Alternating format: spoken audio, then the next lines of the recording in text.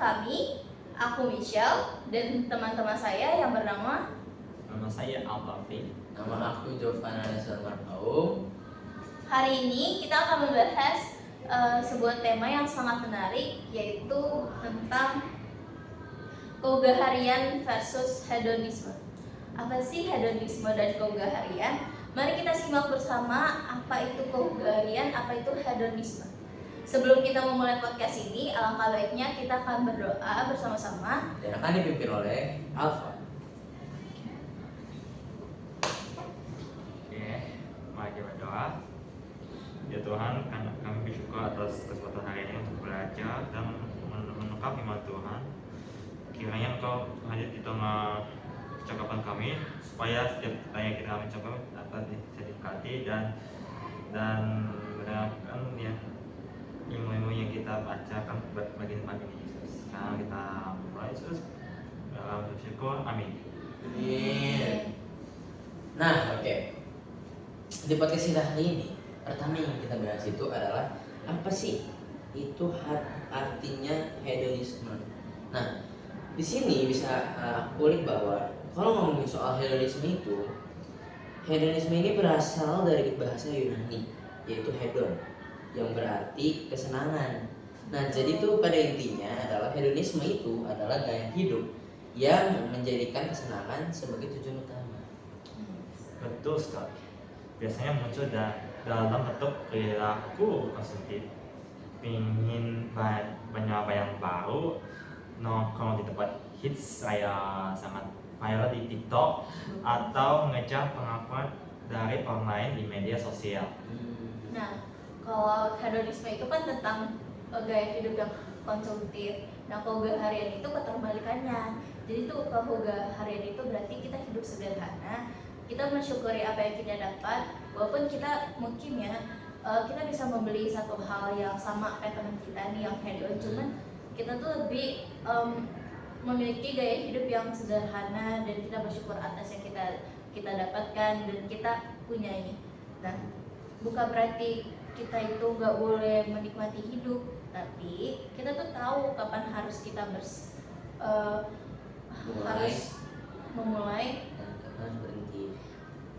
Kapan kita harus memulai untuk beli barang yang lebih bagus, ataupun kapan waktunya kita untuk mengganti tas nih. Misalkan kayak ada orang tuh cewek-cewek khususnya tuh biasanya tuh ngoleksiin tas di lemarinya, tapi betul lama-lama jadinya berdebu kan. Itu kan kayak sayang banget. Tapi menurut aku lebih baik kita pakai satu tas yang lumayan mahal kita beli. Nah, itu sampai bertahun-tahun, sampai 10 tahun gitu. Tapi jadi keinget satu ayat, yaitu dari 1 Yohanes 2 ayat 16. Dia bilang begini, kita bilang begini bahwa sebab semua yang ada di dalam dunia, yaitu keinginan daging, keinginan mata, serta juga keangkuhan hidup, bukanlah berasal dari Bapa, tapi melainkan berasal dari dunia. Wah, ini tegas banget ya. Benar, memang sering mengodah kita lewat keinginan mata dan keangkuhan hidup. Kita ingin diakui, pengen lebih pada hal belum tentu itu yang harus kita butuhkan.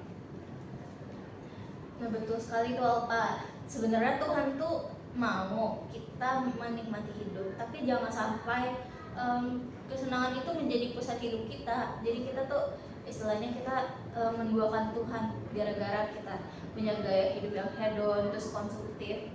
Ya kan, gara-gara gaya hidup yang hedon dan konsumtif itu kita harus mungkin lebih banyak kerja lagi. Mungkin kadang-kadang jalan pintasnya pinjol ya, tapi kayak itu kan nggak disukai oleh Tuhan kan. Akhirnya membeli kita terbelenggu dan akhirnya terus begitu siklusnya, dan kita lama-lama kita capek sendiri. Benar. Munculin penyakit di dalam diri kita sendiri gara-gara gaya hidup kita gitu. Oke. Kalau jujur, aku sedih kadang merasa susah banget lepas dari budaya hedon. Apalagi di media sosial, semua orang pamer pencapaian, liburan, barang baru, rasanya pengen ikut terus. Itu betul banget. Tapi Alfa, itu tuh yang biasa kita sebut atau biasa orang-orang apa ya, orang-orang Mudah-mudahan jaksel anak yes. muda zaman sekarang tuh ngomong FOMO. Nah, FOMO itu artinya adalah fear out missing out. Itu artinya takut ketinggalan tren. Nah, yang kayak gini itu tuh nggak boleh, harusnya kita nggak boleh, karena kita harus stay di dalam kehidupan kita yang penuh dengan keugaharian. Nah, Tuhan juga gak suka sama yang namanya tren-tren FOMO ini, karena itu dia seperti yang tadi ayat Alkitab yang aku sampaikan, bahwa semua keinginan pencapaian kita di dunia ini itu bukan keinginan Tuhan, tapi itu keinginan daging kita sendiri. Nah, disitulah pentingnya keugaharian. Hidup keugaharian bikin kita tuh punya ketenangan, kedamaian. Jadi kita nggak selalu melulu merasa kurang terus. Jadinya kita lupa bersyukur, terus lama-lama kita frustasi, stres sendiri gitu kan. Nah, kita tuh harus belajar puas dengan yang Tuhan berikan kepada kita, bukan terus membandingkan diri kita dengan orang lain. Tapi jujur, beberapa orang di dunia ini seringkali itu membandingkan dirinya sama orang lain. Jadinya dia merasa kurang terus, lupa bersyukur apa yang Tuhan kasih ke dia. Walaupun ada banyak orang bilang kalau siswa itu harus merasa kurang, jangan merasa pintar. Cuman terkadang kita harus bersyukur terhadap ilmu yang Tuhan beri, terus terhadap waktu yang Tuhan beri, kita bisa sekolah, berfungsi gitu. Benar. Nah, sebelum kali ini ada satu ayat yang ingat banget soal itu. Di bagian ayat 1 Timotius 6 ayat 6 ayat 6. Nah, isinya tuh memang ibadah itu kalau disertai rasa cukup, memberi keuntungan besar. Aku tahu nih ayat ini. Memang di sini tuh dapat kita artikan bahwa kita pengen bilang kalau kita beribadah dan punya rasa cukup itu udah menjadi harta yang luar biasa buat kita di dunia ini. Karena ketika kita beribadah, ketika kita melayani Tuhan, kita mempunyai rasa syukur di balik itu. Nah, kalau kita udah bersyukur sama Tuhan, bersyukur atas pemberian yang Ia kasih ke kita buat dari kemarin sampai saat ini kita hidup. Nah, disitulah keugaharian itu muncul, karena kita bisa bersyukur atas hidup kita yang sederhana, bukan yang mengikuti keinginan dari kita gitu loh. Dan keren dunia. Sebenarnya tuh rasa cukup itu sebuah tanda kedewasaan rohani kita. Karena kalau anak kecil itu biasanya tuh selalu nangis kalau dia temannya mama sih itu beli permen. Jadi dia tuh kayak, kan aku kan juga bisa, kenapa mama aku nggak beliin? Anak kecil kan biasa gitu. Dan ketika kita tahu kapan kita berhenti untuk udah cukup, jangan terlalu mengikuti tren dunia, jangan terlalu mengikuti mungkin teman-teman kita, ada yang konsumtif, ada yang hedon. Kita tuh perlu harus tahu kalau kedepannya itu kita kedepannya itu kita harus butuh apa, dan kita tuh harus beli apa, mungkin harus open minded. Yes, betul. Karena kebutuhan kita bukan hanya untuk hari ini, tapi kedepannya kita juga butuh sesuatu, dan itu pasti akan darurat. Dan kalau di saat kita mungkin karena gaya hidup kita yang lalu, masa depan kita terhambat, kan kita nggak mau kan. Betul gak sih? Betul. Nah, kita tuh harus bersyukur lagi, balik lagi kita harus bersyukur tentang apa yang Tuhan kasih ke hidup kita. Jadi kita menemukan damai sejahtera yang sejati.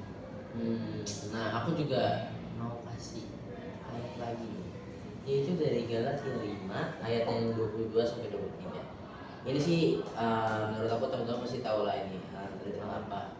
Isinya begini. Kita mau bilang bahwa tetapi buah roh ialah kasih, sukacita, damai sejahtera, kesabaran, kemurahan, kebaikan, kesetiaan, kelemah lembutan, dan terakhir itu penguasaan diri. Penguasaan diri ya, itu kunci banget. Dunia mengajak kita untuk memuaskan diri, tapi Roh Kudus justru mengajarkan kita untuk menahan diri. Setuju banget, Pak. Jadi tuh orang yang kita orang yang bisa menguasai dirinya bukan orang yang lemah, tapi justru orang yang kuat di dalam Tuhan. Kenapa begitu? Karena dia itu bisa menguasai dirinya dari hawa nafsunya, keinginan dagingnya. Mungkin seringkali itu kita susah kayak kenapa sih harus, misalnya kenapa sih harus begini, kan aku bisa begini, padahal kan apa yang kita pikirkan belum tentu benar. Dan juga gara-gara mungkin kita ngikutin kata pikiran kita dan hati kita, jadinya kita terjerumus ke arah yang lebih dalam lagi, ke jurang yang lebih curam lagi, sehingga kita nggak tahu nih apa rencana Tuhan, apa yang Tuhan berikan di masa depan kita. Nah, kita jangan sekali-kali dipenuhi oleh keinginan daging, tapi kita harus dipenuhi dengan kasih dan hikmat Tuhan. Benar. Kalau aku simpulkan, hedonisme fokus pada mencari kebahagiaan dari luar, dari hal duniawi. Tapi keugahania mengajak kita untuk menumbuhkan sukacita sejati dari dalam, dari relasi kita dengan Tuhan. Itu benar. Nah, sebenarnya nih aku sebelum aku ambil tarik kesimpulan juga, aku nih pengen nanya nih, menurut teman-teman kalian nih sekarang posisinya lagi hidup dalam kehedonisme atau keugahanian? Dari misal dulu deh. Iya. Jujur terkadang ya, kalau cewek, jujur aku sendiri kan perempuan, walaupun kadang-kadang kayak jiwa saya tuh setengah perempuan setengah laki-laki ya. Karena mama tuh pengennya dulu anak laki-laki, jadi kayak setengah cewek setengah laki-laki. Tapi tetap aja kalau ngeliat Shopee itu, kalau misalkan ada barang bagus nih, langsung masukin keranjang, terus besoknya dihapus. Karena kayak apaan sih, ini kan gak butuh, udah buang gitu. Menu-menuhin memori, tapi tetap aja ada yang di check out lah. Terus walaupun kadang-kadang harus minta izin mama dulu, kayak mama aku mau beli ini, padahal duitnya duit saya. Tapi dia yang beli, dia yang bilang ya udah beli aja, tapi duitnya duit kamu ya gitu. Kalau aku dia tuh intinya punya HP baru. Contohnya tuh aku ngikutin, dan kalau ada maksudnya ikutin ada hal baru, punya HP baru. Ya, tapi kan di sini bisa disimpulkan aku butuh juga kan handphone. Butuh, tapi ya belum waktunya. Aku punya HP, aku masih HP lama. Hanya saja HP itu masih ketinggalan zaman. Buka YouTube udah update, buka game aja udah sering crash, gak nge-freeze, gak bisa download.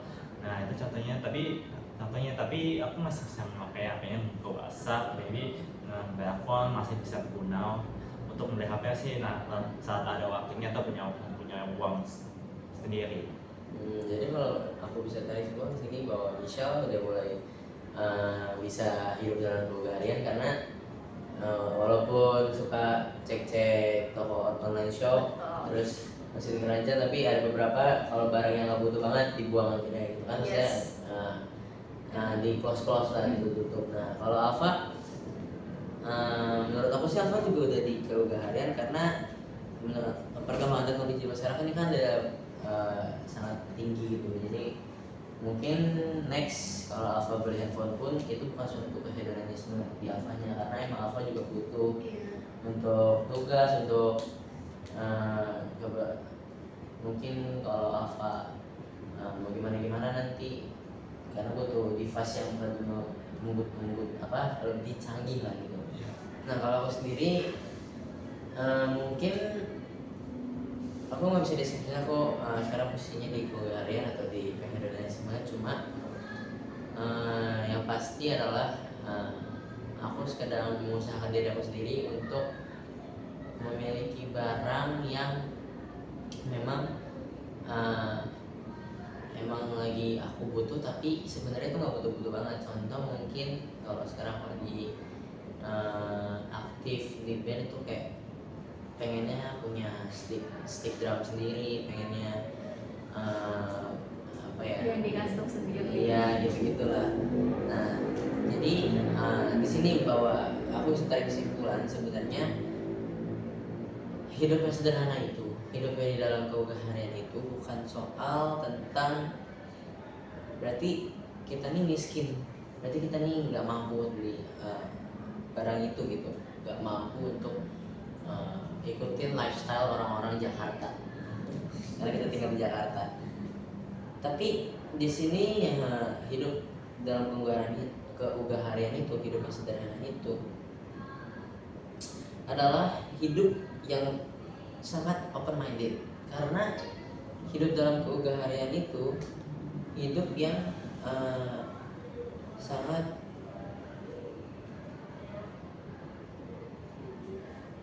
tahu dalam memilah mana yang prioritas, mana yang bukan, dan lebih tahu batas diri kita sendiri. Nah, balik lagi karena kita di balik itu semua pasti kita udah bersyukur sama Tuhan karena apa yang boleh Dia kasih ke kita dari kemarin hingga saat ini atau hari kedepannya itu tuh harus kita syukuri karena pasti Tuhan memberi pada kita tuh semua hal-hal yang baik nantinya buruk. Jadi teman-teman sekalian, khususnya buat teman-teman yang mendengarkan podcast kami pada hari ini, jadi ayo kita belajar menikmati hidup dengan bijaksana. Kita harus lebih teliti lagi memilah dan memilih yang mana kebutuhan kita, mana keinginan kita. Mungkin seringkali itu kita termakan emosi ataupun keinginan daging kita, tapi kita harus sadar bahwa lama-lama kalau keinginan daging kita yang dituruti, kita tuh lebih terjerumus ke jurang di mana kita kadang-kadang nggak tahu akhirnya mau kemana. Cuman yang satu harus kita ketahui adalah Tuhan itu mau kita semua bersyukur dengan apa yang kita punya. Jangan kita sekali-kali iri dengan orang lain, jangan sekali-kali untuk kayaknya mau beli seperti teman kita ataupun kita harus seperti teman kita. Sebenarnya Tuhan itu udah punya rencana tersendiri bagi kita masing-masing. Nah, kita tuh bukan menolak kesenangan ya teman-teman, tapi kita harus menempatkan diri kita di bawah kendali Tuhan, dan kita harus hidup di balik salib Tuhan, gitu teman-teman.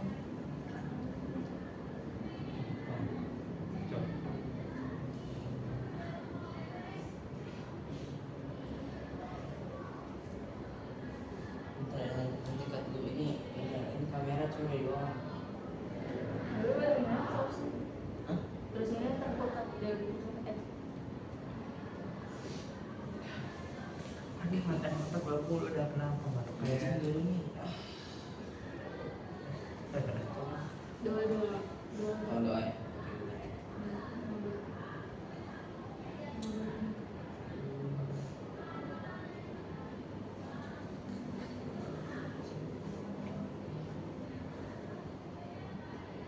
Nah, mungkin cukup sekian